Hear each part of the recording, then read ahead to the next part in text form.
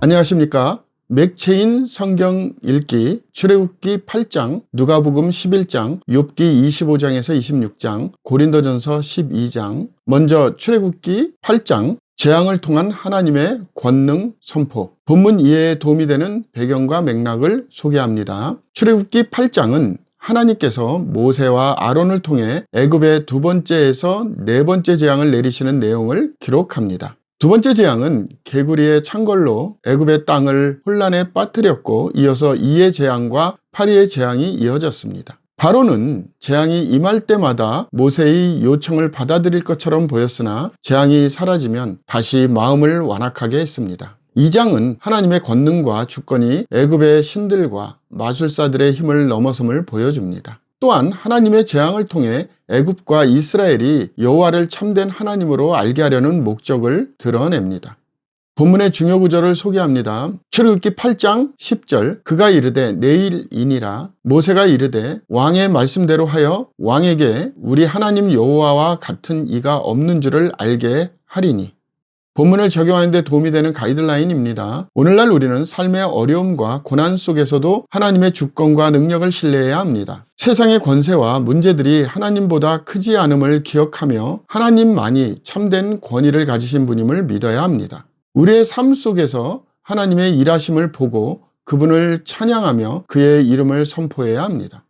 두 번째 본문 누가복음 11장, 기도와 하나님의 선하심. 본문 이해에 도움이 되는 배경과 맥락을 소개합니다. 누가복음 11장은 예수님께서 제자들에게 기도의 중요성과 하나님의 선하심을 가르치시는 장면을 담고 있습니다. 예수님은 주기도문을 통해 기도의 기본 틀을 가르치셨고, 하나님 나라와 임재와 기도의 끈기, 그리고 믿음을 강조하셨습니다. 또한 구하라 그러면 너희에게 주실 것이요 라는 말씀을 통해 하나님께서 그의 자녀들에게 가장 좋은 것을 주시는 분임을 선포하셨습니다. 이어서 예수님은 귀신을 쫓아내는 사건과 관련하여 하나님의 나라가 이미 임했음을 가르치셨습니다. 2장은 기도와 하나님의 선하심을 중심으로 한 신앙의 핵심을 보여줍니다.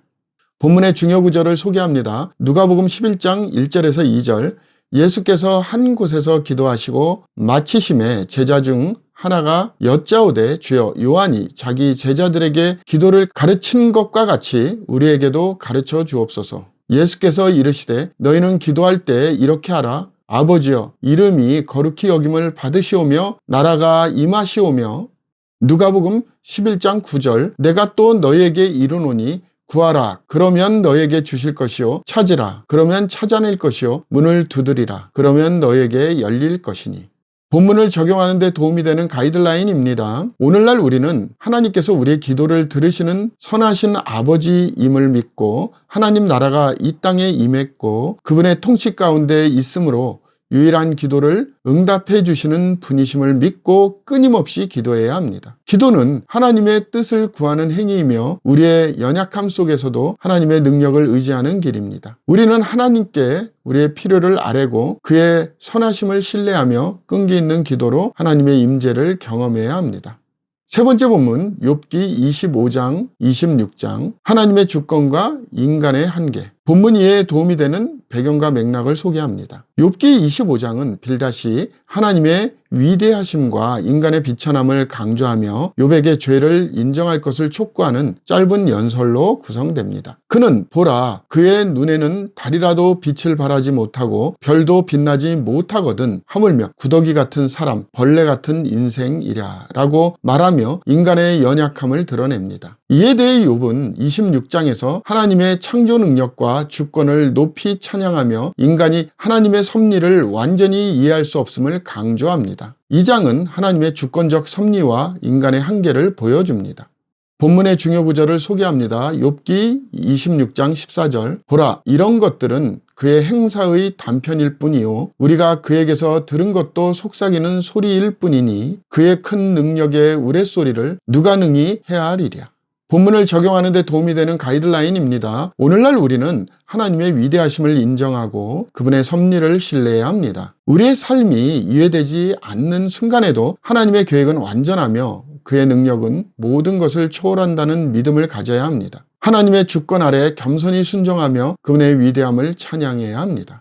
오늘의 마지막 본문 고린도전서 12장, 성령의 은사와 교회의 하나됨. 본문 이해에 도움이 되는 배경과 맥락을 소개합니다. 고린도전서 12장은 성령의 은사와 교회의 하나됨에 대해 바울이 가르치는 내용을 담고 있습니다. 바울은 성령의 나타남은 각 사람에게 유익하게 하려 하심이라고 말하며 다양한 은사가 하나님의 뜻에 따라 교회의 유익을 위해 주어진 것임을 강조합니다. 또한 바울은 몸은 하나인데 많은 지체가 있고 라고 하며 교회가 다양한 은사를 가진 지체들로 이루어진 하나의 몸임을 가르칩니다. 2장은 교회의 다양성과 연합의 중요성을 강조합니다.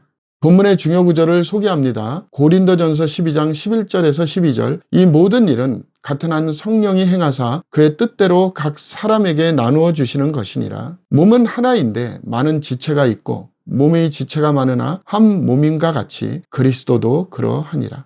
본문을 적용하는 데 도움이 되는 가이드라인입니다. 오늘날 우리는 성령께서 우리에게 주신 은사를 발견하고 그것을 교회를 위해 사용해야 합니다. 모든 성도는 교회 유익을 위해 서로 협력하며 연합된 공동체 안에서 하나님의 사랑을 나타내야 합니다. 서로의 다름을 인정하며 각자가 하나님의 몸된 교회의 소중한 부분임을 기억하고 격려해야 합니다.